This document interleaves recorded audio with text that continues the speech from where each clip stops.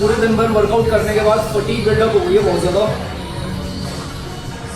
तो अभी last training session में थोड़ी सी हेल्प लेनी पड़ रही है कैफीन की। तो basically it's over 5000 mg caffeine.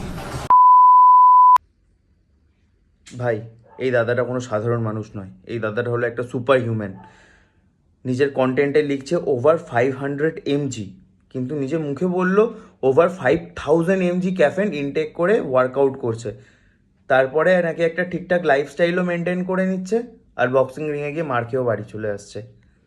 তুমি যদি গুগলে গিয়ে সার্চ করো, সেখানে অনেক রিসার্চের ডাটাতে ক্লিয়ার মেনশন করা আছে যাদের এজ বিলো 18 তাদের maximum level of caffeine intake is 100 mg, আর যাদের এজ 19+ তাদের maximum level of caffeine intake is 400 mg।